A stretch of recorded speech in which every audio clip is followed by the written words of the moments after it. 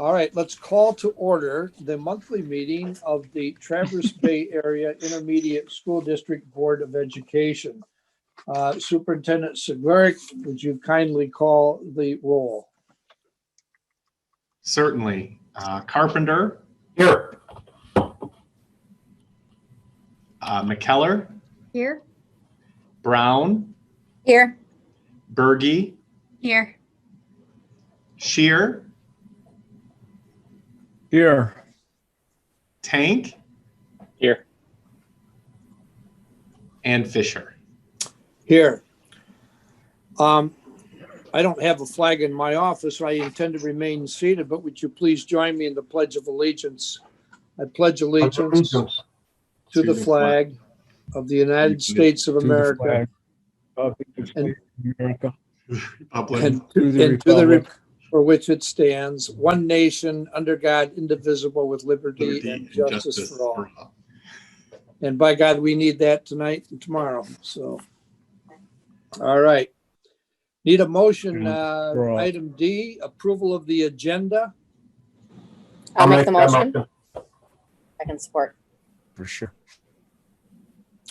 Is there discussion? All in favor? Aye. Aye. Aye. And those opposed, nay? All right. I see some folks on the screen, and this is our time to, of course, welcome everyone to the monthly meeting. Glad that you're all here. And it's also an opportunity for those of you that wish to address this board. It is public comment. Do we have anyone wishing to do so? Heather, or who's in charge tonight? President Renee? Fisher, we do not have anybody that's requested it, but if there are any guests that are here tonight, would like to unmute themselves, feel free to do so.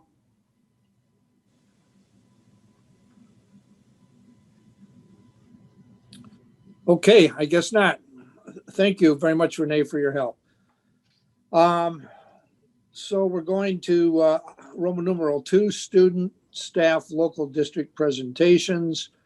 Is there, Nick, Dr. Segurick, will you introduce then? Looks like Yeah. Sean Biddle, Nadia Hoover, and Ben Papes and Heather Schultz. Yeah. Welcome. Thank you, guys. Thanks so much, President Fisher. And I'm going to turn things over to Linda, our Chief Financial Officer, so that she could properly introduce our staff. But I'm just so excited to have our talented business office team here to provide an overview of the services that they're providing our local district. So, Linda?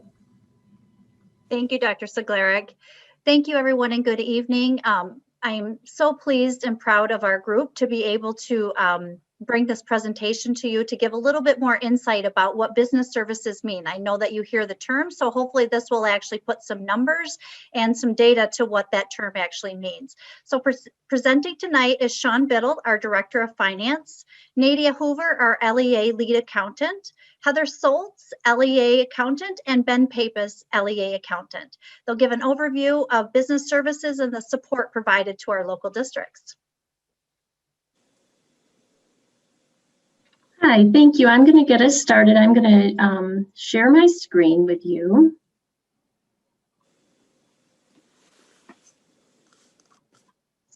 Thumbs up if you can see the screen. Okay, thank you. And I also want to thank Nadia, Ben, and Heather for being here tonight to be available to answer any questions that you might have about the specific services they provide. I'm going to go ahead and give an overview. And if you have questions at any time, just go ahead and interrupt and ask your questions, and we'll be happy to provide some additional information. So now the trick is finding presentation. Here we go. First, as an overview of our total business office staff, we have 15 staff members down in our hallway. And 6 of those staff members provide services pretty much only to the ISD. The ISD pays the full cost of those employees, and they are still available to local districts. An example of that would be our payroll person. She really supports the entire region. If anyone has questions, they are welcome to go to her, but we don't bill out any of the costs for these 6 employees. We have 6 employees that only provide services out to our local districts. And for those employees, the full cost of those employees is charged to the local districts, and it's prorated based on how much time they have allocated for each district. And we have 3 employees that have feet kind of in both camps. 2 of those are providing payroll services only to districts. Actually, 3 of those, the portion of service that they're providing is payroll related, and one of those positions is currently unfilled. So we have 1 open position. So when we look at the districts that we provide business services to, there are a total of 10 districts. 2 districts, Benzie and Leland schools, we provide payroll services only. And the other 8 districts are full business office services. So you can see here the breakdown of who is assigned to what districts and what they're doing in those districts. So we have Heather, who's with us tonight. She provides finance services to Elba and Bel Air schools, and she has some support from a couple different people. Ben Papis provides services to Frankfurt and Northport, and you can see that Ben has some support as well. We're working to get Ben some payroll support, but right now Ben is completing not only all of the business office or business manager services, but also payroll for both of his districts. And we have a slightly different model when we get to the other 4 districts, which are Buckley, Crawford, Forest Area, and Suttons Bay. There we have Nadia Hoover, who acts as the lead accountant. And she has more support because 4 districts, that's a lot of work when you think about Nadia goes to 4 board meetings every month and is in her 4 districts pretty regularly and working on their budgets, working on their grants. So there's a lot of work. So we spread that out and get her some additional support with another accountant and then payroll support for all of her districts. And you can see we have Jack Bancroft spread across all 8 of our districts, and Jack provides a lot of data entry support, and it's pretty much there for the 3 leads for whatever they need from him. And just one point of pride is we have right now 3 of our employees are recent graduates of the CTC accounting program. So that's something that we really are trying to foster that relationship and bring people in as entry-level positions and get them started. And so we have 3 really good staff members. Heather is one of them, Jack, and then we have someone who works just on the ISD side. So any questions so far? And so when we talk about payroll services, this is for Benzie and Leland, who have their own business manager, and we're only providing payroll services. But this also applies to the other 8 districts that we provide the full scope of business services for. So for all 10 districts, this is what payroll services means for us. So there's the bi-weekly payroll that we all think about. So calculating timesheets, creating a direct deposit file that gets uploaded to the bank. And for some districts, we still print paper checks. All of the federal and state reporting and tax filings and payments. And in a school system, we have the retirement system. So there's a significant amount of time that gets spent on uploading that information, reconciling with the retirement system, making payments. And then whenever anyone retires, we submit some additional paperwork to make sure their pension is calculated properly. We track attendance for our districts, make payments for any 403B or 557 deductions employees might have. We handle all of the unemployment reporting, W-2 processing, and then we're also available to all of the staff in the districts if they have questions on their timesheets, their pay, their contract. We provide some reporting to the unions when they request that as they head into negotiations. And then also managing the Affordable Care Act calculations, the reporting for that as well. And then this is looking at, again, the broader business services, the full business office support system that we provide to those 8 districts. And we've attached some numbers and tried to look at for the 1920 school year, how could we attach numbers to what we did? So you can see that we processed 793 W-2s for those 10 districts. Last year, this team of Heather, Nadia, and Ben were responsible for over $40 million in budgets. And I think the bigger number for them would be the 34 budget presentations and amendments. That's a lot of work. Again, grants, we have over $5 million in state and federal grants that they apply for, monitor, report on. Cash management, that would include any districts that have to borrow funds. There's specific paperwork and a process that has to be followed, working with the attorneys and having some board action on that, and also calculating what the amount is that needs to be borrowed. We prepared 97 1099s and almost 5,600 checks last year. There's mandatory reporting that gets done by this staff. So we talk about several special ed reports. Our SPID is our financial information database. That's what we all submit to the state each year. We have our annual transparency reports. And then, though not mandatory, we also have quarterly Medicaid reporting that generates a significant amount of revenue back into the region. And so again, this group does all of this work. The audits, we have a bit of an audit machine that comes in here for a couple weeks. And so again, this group is preparing a minimum of 2 audits per person. And in Nadia's case, she's got 4 that she's putting together. So a lot of time, a lot of effort. And then we also get a little bit into the human resources side. So not from the perspective of handling any sort of employee discipline or anything like that, but reporting all of the employees to the state. We do a lot of benefit administration, so health insurance deductions, provide support for contract negotiations and looking at different offers that the districts might want to make and doing calculations on the cost of what that could look like. And then also managing new hires. So making sure we have all the proper paperwork and getting them onboarded. So that's kind of it in a nutshell. We tried to keep it brief and leave time for questions. So you can ask questions of any of us if you want to know what this looks like in a particular district. You can ask one of the accountants or just a general question. I have a question. Sure. As usual. Can you identify like any areas that would show even more efficiencies than what you're showing here? Or is there any opportunity for even more efficiencies? And if so, what's kind of holding back that process of moving towards even more efficient use of our people?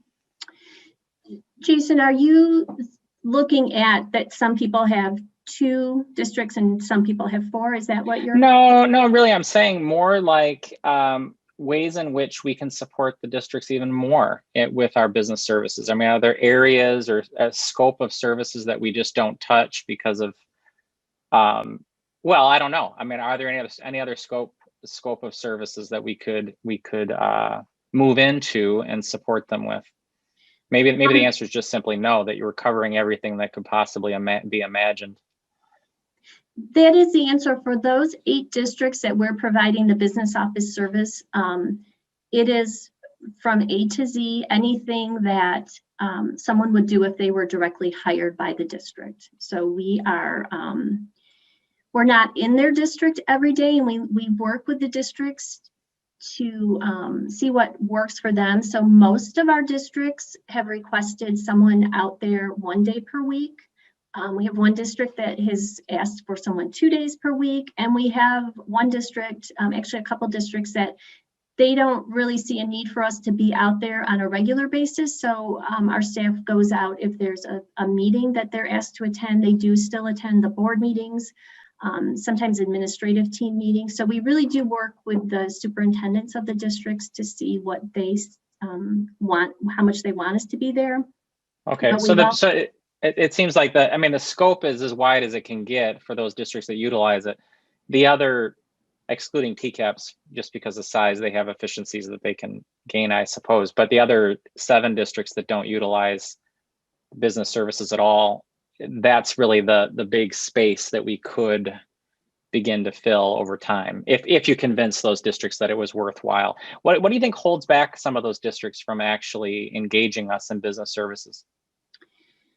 Well, I don't know if I'm the best person to answer that. I would tell you, I think in some instances, if there's someone that's been in the position for a long time and they're happy with the services that that person is providing, they probably don't really see a need to change, and they've got maybe some institutional knowledge there.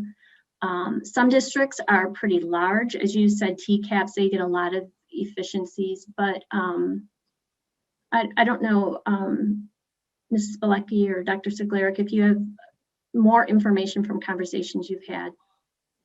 Yeah, I think that is a good point, Sean. And a lot of it is personal choice of the district. And it's a matter of how familiar are they with their people that they currently have. And it may be that they want to have that support locally within their district. Yeah, and Yeah. I guess the only thing that I would add to that, Jason, is when there's sometimes a misperception that this is a money saver for districts, and the reality is it really isn't, because the service is a service. I think the uniqueness of this program is that we have maybe a higher level of expertise because we have so many individuals to rely upon one another and learn from each other and be able to share that expertise.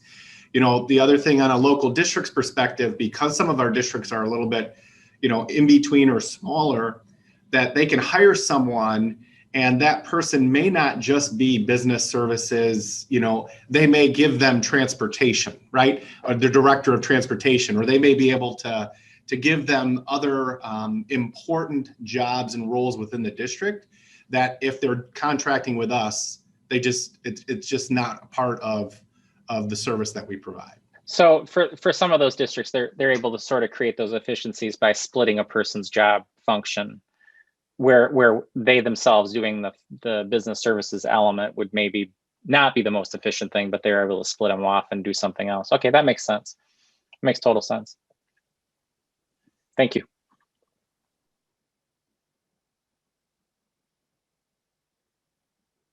Joe, I think you're on mute.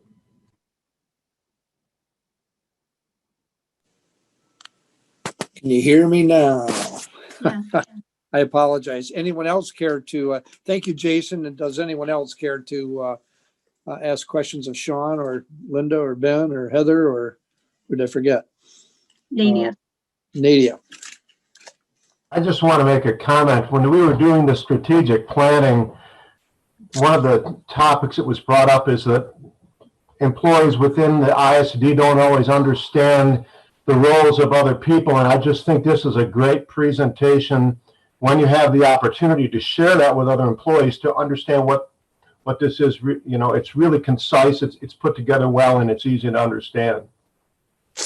Good point, Jim. Mr. Fisher, if I could just add to Pat Lamb here, how proud I am to see 3 of our former students from our accounting and business program join this team and be a part regionally within our region to help these districts out. It's just says a lot of testament about them as students, but for our instructor and parapro within that program. So it's really great to see that. I'm good so point. glad you said that, Pat. I'm glad you brought that up. Hey, does anybody ever get upset about if they're, what do you bill them at the end of the month about the number of hours? And do they question that? We bill quarterly, and they don't get upset because we have a contract for a set amount. So if anyone gets upset, it's probably Mrs. Hoover, but she hides it really well and doesn't complain. But we recently were trying to schedule a meeting, and she very graciously asked if we could push it back because she had 3 board meetings in the same week. So that's her life some weeks.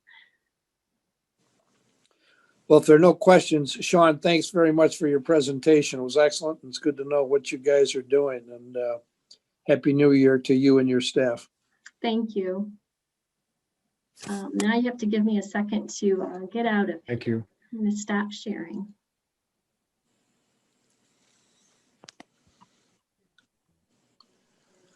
We good? Thanks again, Sean, and your staff. Okay, we'll move on to item 3, action items, the consent grouping. I need a motion to approve the consent grouping as presented, please.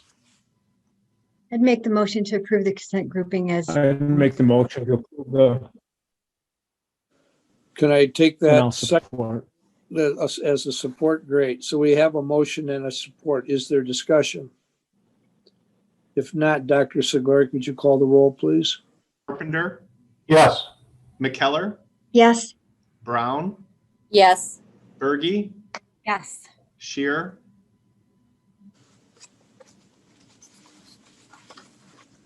Yeah. Tank, Yes. and Fisher. Yes. Motion passed. So take an extra 10 seconds to get the Northport. Is that what happens? Item Yeah, B. I've got a very weak signal. Item B, recommendation, amend the TBAISD extended COVID-19 learning plan. Dr. Segoric, please. Yeah, thank you very much. And I really appreciate the opportunity to present. As you are well aware, as we've navigated this pandemic, we have relied heavily on our board-approved and board-adopted COVID-19 preparedness and response plan. And it really does lay the roadmap for how we are going to respond and provide instruction. Outlined specifically in the plan, underneath phase 4 for instruction at the Career Tech Center, we have that we will be offering in-person face-to-face instruction for 2 days a week and remote instruction the other 3 days a week for a student's schedule. The reason and rationale behind that hybrid model is because the Career Tech Center, by its nature, is the opposite of cohorting. As the recommendations are through the CDC and through our health department, when practical and possible, we want to make sure that we're cohorting students and lowering the density within our schools. As nature of what we offer at the Career Tech Center, we have an AM and a PM program that we roughly serve 500 to 600 students in each AM and PM. They come into our building, they receive instruction either AM and then return back into their own local school in PM, and vice versa in the afternoon. Again, we recognize this, the board recognized that if we are in phase 4 and the number of cases within our community are high, something that we want to do is try to lower that capacity. So we are in the process of the hybrid model as we return back to face-to-face learning. Through consultation with our local district principals, our Career Tech Center administrators and our Assistant Superintendent for the Career Tech, Pat Lamb, has asked for a slight amendment to the COVID-19 preparedness and response plan to address students that are failing or at risk. We still want to be sensitive to that capacity and making sure that we keep it to a fairly low number. But we also want to recognize that we are a service agency. We want to be responsive. And as one of our values, our very first value that we have as an organization is we put students and learners first. And if learners are falling through the cracks or they're struggling, we want to be able to provide every opportunity to be able to address their learning needs. And so the adjustment would be for certain students that are academically struggling or failing to be able to attend for up to 5 days of instruction at the Career Tech Center. So a slight amendment is what we're looking for the COVID-19 preparedness and response plan.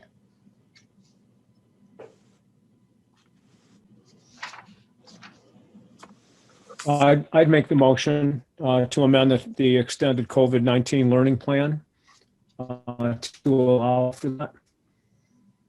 Support. All right, there's a motion and a support. Discussion.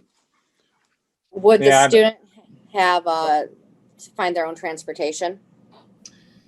Great question, Nikki. And at this point, yes. There's not, that would be kind of a tall order for our local districts to be able to identify what a transportation situation would look like for a small subset of students. So this plan really only works if we can make arrangements, or the students can make arrangements to get transported to and from the Career Tech Center. Okay, thank you. I have a couple questions. So, and maybe I've misunderstood an element of this, but how are the students identified? Pat, do you want to address that? Yeah, we've been in pretty direct conversation with local districts about students, because there's been a high concern throughout the entire region with the number of students in ease that our local districts are seeing within their buildings, and we're seeing within ours. So we've been in really strong communication with our instructors about who those students are, where they're at, and what they might need to do to try to help them bring those grades up. So we're looking to support those students and provide extra support with our teacher consultants for students on a 504 plan or also on an IEP. What was the first part before the IEP? 504. Oh, okay, the 504 or an IEP. And Those so- are the main triggers for providing those services, is IEPs or 504s? That is one trigger, but also students that are showing a failing grade and need some help in recovery. And we've had some requests directly from parents as well too. And so what is the proportion of students that we are identifying as, if I were to look at the database right now, what would that be in terms of proportionality of the 1,000 or so kids? That's a great question, and I don't have a number in front of me, Jason, but I would say in conversations with teachers and in our programs, I would say we're somewhere in the vicinity of around 300 kids that might have an E on their report card right now. How many? 100 or 300? 300.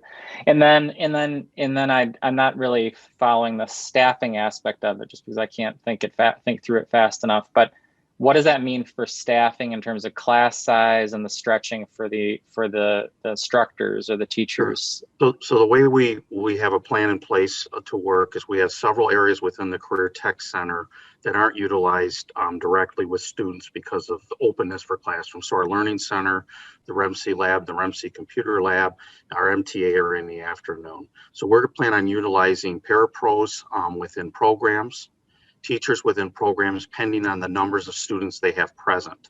So because we're cohorting already with our hybrid, the numbers within our building are already cut in half. So we have the resources to provide people within our building in different areas. So we're not going to involve students from the electrical program that aren't typically there on that day in that program. We'll take those students to either the Learning Center, the REMC, a different area, to provide to get the remediation help that they need and the catch-up help that they need to try to get those students across the finish line.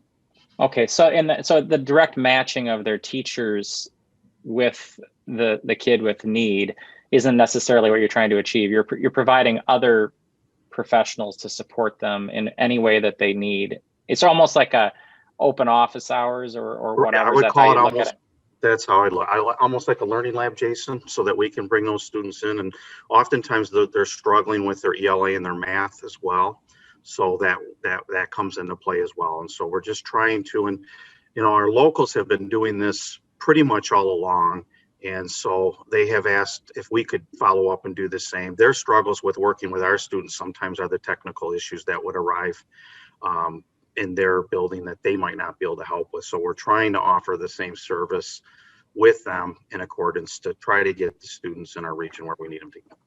And again, I haven't studied this, or I don't really understand the specifics, but we would have people who would, let's say a parapro that has a function. I mean, it's not like we have staffers who are idle, Correct. right? We're reallocating them from a function that is supportive of their main classroom or whatever it is, and we're reallocating them to provide remedial support for these students. So someone on the other end, another professional, is getting less support. Is that the way it would work?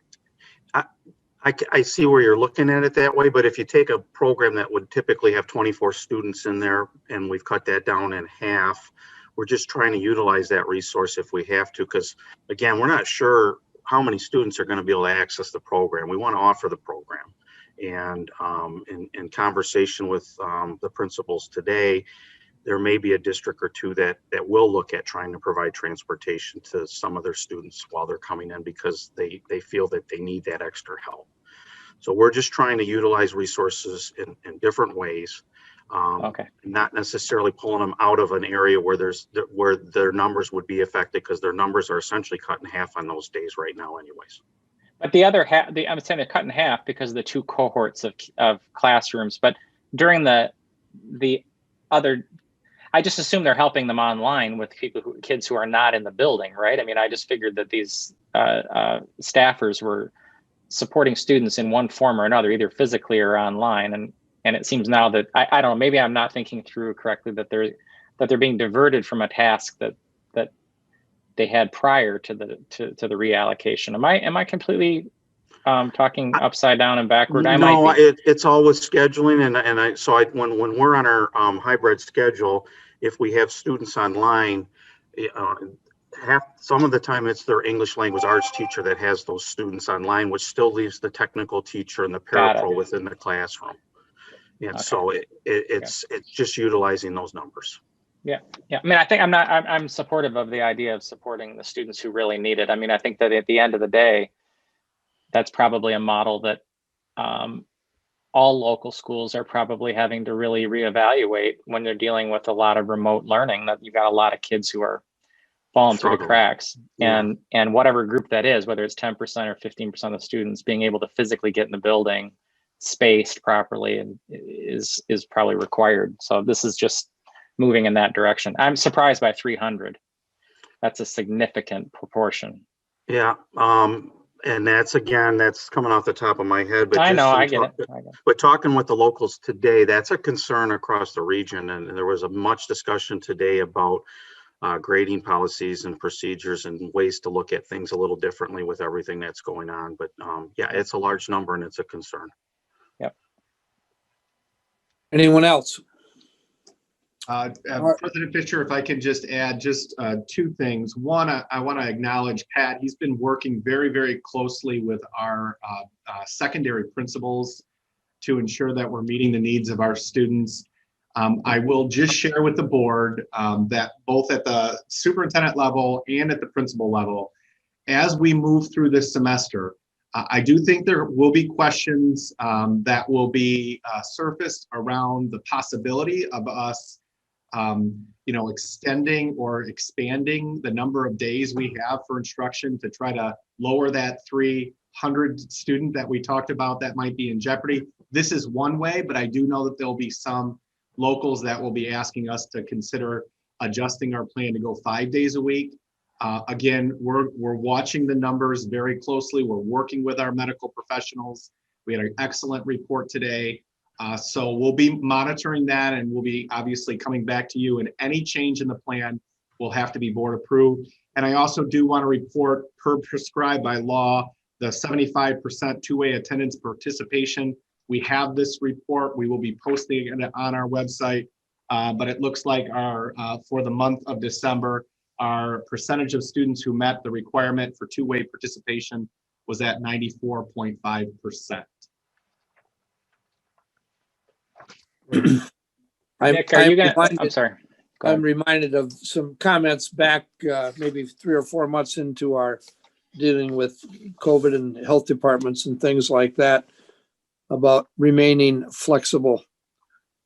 It's fluid, it's constantly changing. So I would anticipate that what Pat Lamb is finding works today might not work in a week. Who knows? So thanks for being on it. Thanks for being on it, Pat.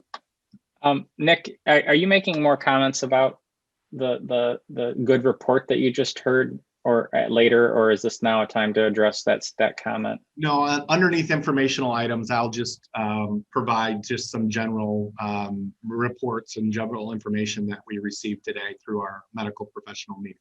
Okay, I'll defer then until then. Thank you. All right, further comments on the motion that's before us? If not, Dr. Seglarek, would you call the roll, please? Carpenter, Yes. McKellar, Yes. Brown, Yes. Berge, Yes. Shear, Yes. Hank, Yes. and Fisher. Yes. Yes. Motion carries. Thank you. Roman numeral 4, information items, reconfirming instructional delivery methods consistent with preparedness and response plan. Dr. Seglarek? Yeah, no other adjustments are we recommending at this time. As I mentioned in my comments briefly, I do think that we will be in conversations with our local leaders as we evaluate our instructional model. I reported on the two-way participation.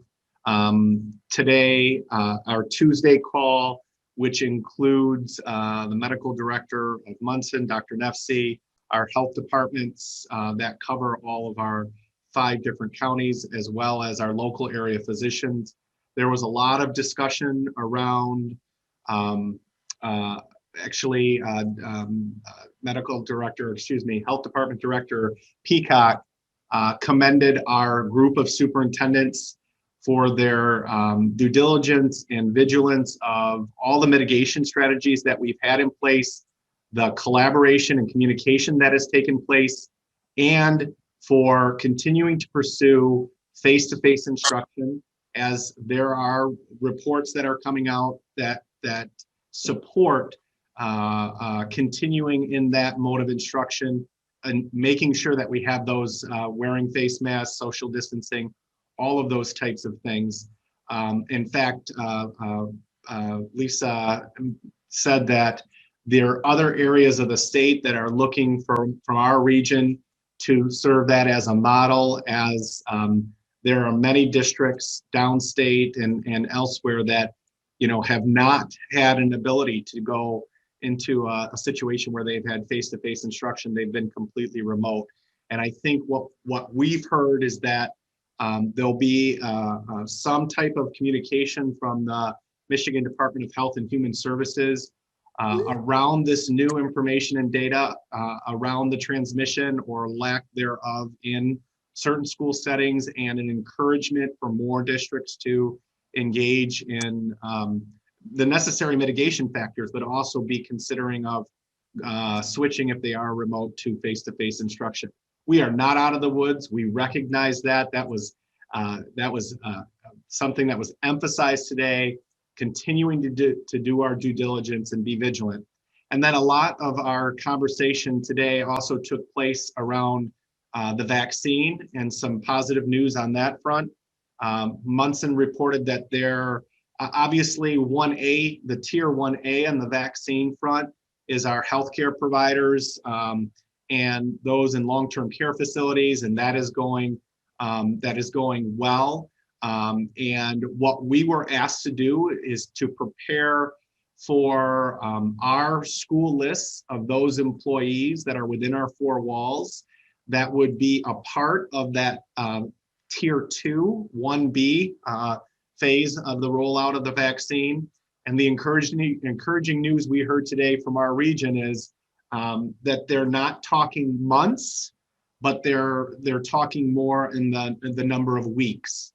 And so again, there's no promises there, and I don't want to put the cart before the horse, but for us to even have a conversation around the hope and encouragement that vaccine will provide for our staff and for us moving forward is definitely something that brought some excitement today.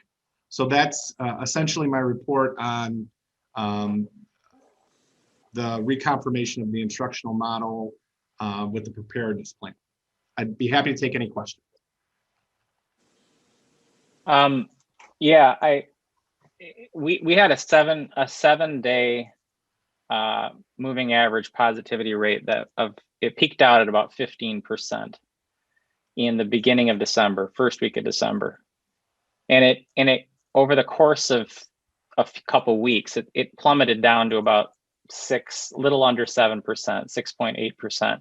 In the last 5 days, 6 days, it's moved up from 6.8% to 10.6%. Was that discussed today?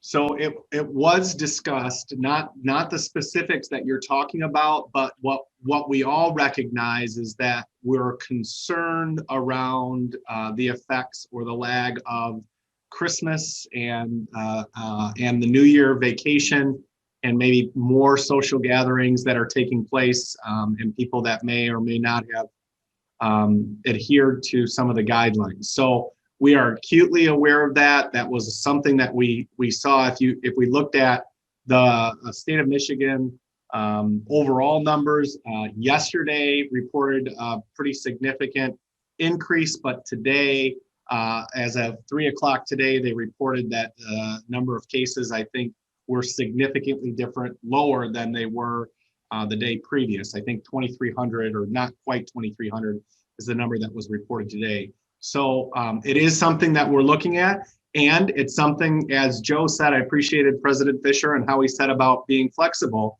If that's something that we're seeing as a significant increase, that's why we have those conversations with our medical professionals, and they'll be the ones that will be helping us decide whether or not we need another pause or we can continue with the same course of action. Yeah, so the numbers that I'm getting, just for the record, are from the state of Michigan's website. They're actual diagnostic testing data that's published, and the increase is quite quick from the 6.8%. I want to ask you if you have requested that Tuesday call among all of the school officials and all of the health department people and the Munson people, that you're party to, if you've asked that to be recorded and shared with the public. So we have not had that request. It is something that I'd be willing to have a conversation with our local school superintendents and our health department on, what the protocol would be for that, the comfort level and all of that. Obviously, we're not, when we perform those calls, what we're doing is we're trying to have a collaborative conversation around issues that we're facing. And so I would want to make sure that folks felt comfortable having those questions answered so that we could be supportive of our community. So that's one that I'd have to bring to the group. Yeah, and let me kind of explain real briefly why I'm requesting that. Can anybody on this call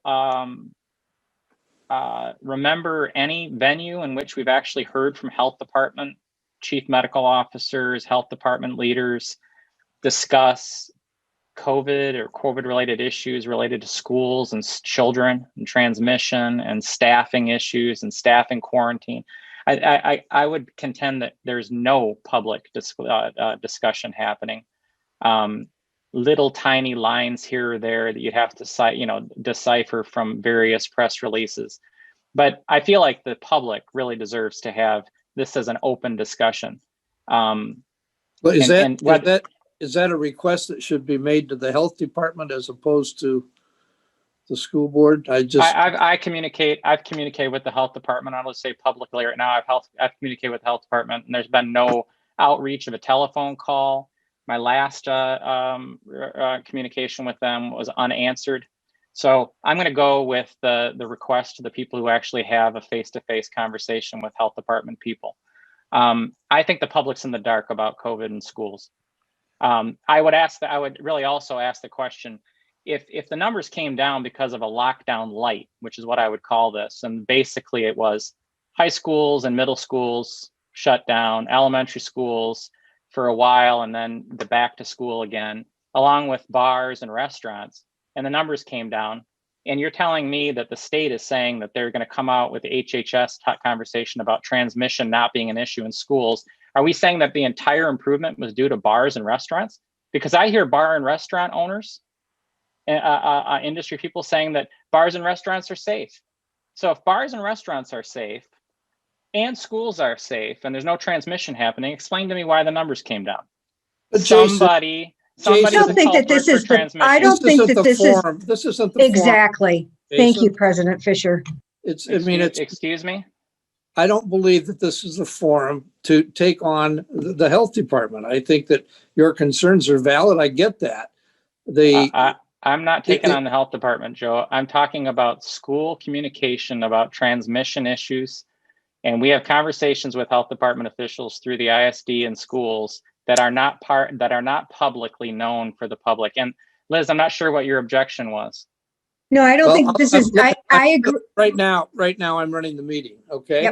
Yep. Finish up, if you would, Jason, finish up with your comments and move on. I just, at some point, if we're worried about the discussion between educators and there's the parents, there are school board meetings, there are, it seems to me, publications on top of publications. We have educators working way beyond any norm at this point to try and make sure that parents understand what's going on. So to the extent that Dr. Seglerik can be successful with this consortium that he deals with, then so be it. But that's up to the consortium. It's not a public body. I love the idea of being transparent, but I don't believe that it's subject to the Open Meetings Act because they're not any kind of a governing body.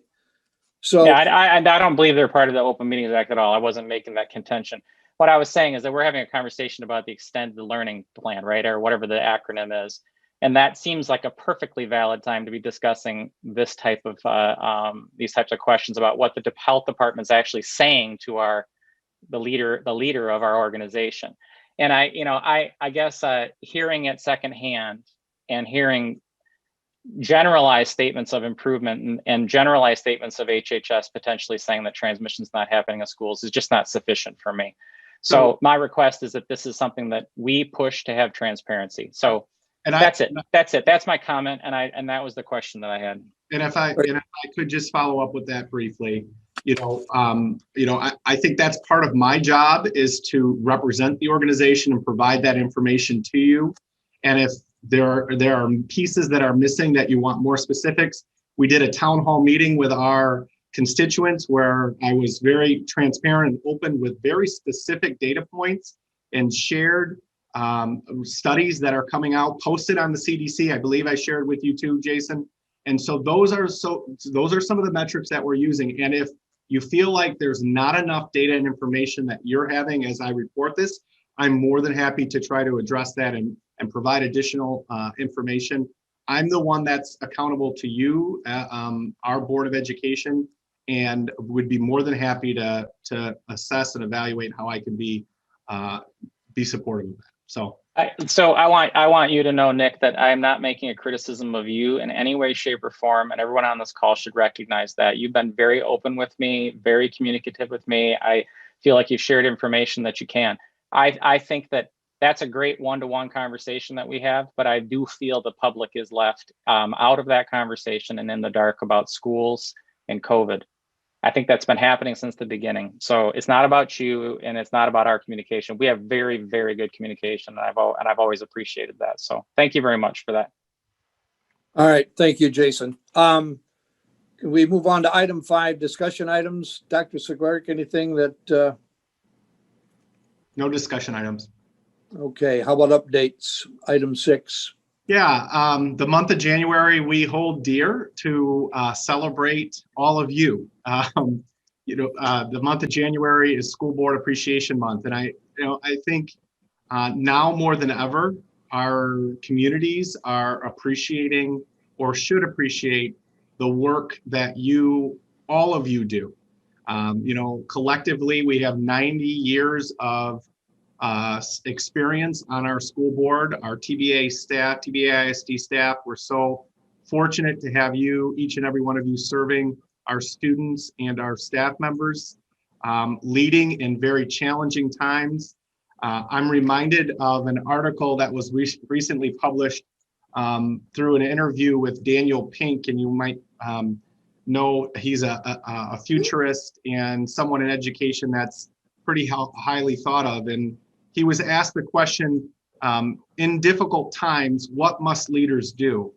And he really boiled it down to three things. Leaders must care, leaders must be transparent and humble, and leaders must look into the future, 2, 3, 4, 5, 10 years down the road. And when I think of our school board, I'm thankful that all three of those boxes are checked. I can give us specific examples in each of those scenarios, but the one that comes shining through for me is our work with our strategic plan sale and the visioning that has taken place.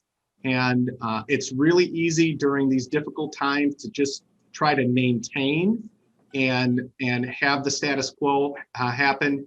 And I want to share with you, the board, and we'll give you an update on our next item, that our work, the board's strategic plan, our vision of moving individual goals forward is happening. Our staff are going above and beyond. We're seeing that with some of the rebranding efforts and so many other goal groups that are working hard. But that happens because the board prioritizes it, recognizes the importance of moving forward. And so during the School Board Appreciation Month, I just want to thank you from the bottom of my heart for all the things that you do for our students and our community. So thank you. The other piece, President Fisher, is that we are suggesting, if you look at your calendar, if we can do a February work session, February 17th from 3:30 to 4:30 is what we're looking at. And the purpose of that work session would be able to provide you an update from our strategic planning groups on the progress that they're making. We will also be given more of an update on our rebranding efforts and what that's going to look like and how that rollout will start to take place. So if I could maybe just get a thumbs up if this February 17th works for folks from 3:30 to 4:30. And if it doesn't, if you could let me know ASAP, and then maybe we can make adjustments. It's Ash Wednesday, so as long as we're out by 4:30. I'll be in Scottsdale, I hope. Well, we'll be Zooming anyway, probably, won't we? Correct. Yep. Okay. Okay, that would work. Anyone else? I'm good. I'm good too. I'm good. Awesome. Me too. What time did you say again? What was the time? 3:30 to 4:30. Okay. Thanks. Okay. That's all I have, President Fisher. Thank you very much, Dr. Seglarek. Okay, item 7, board member reports or requests. I was contacted a couple of weeks ago by Jason Allen, and he requested that I contact John Roth's organization, and Mr. Roth is requesting a tour of the ISD.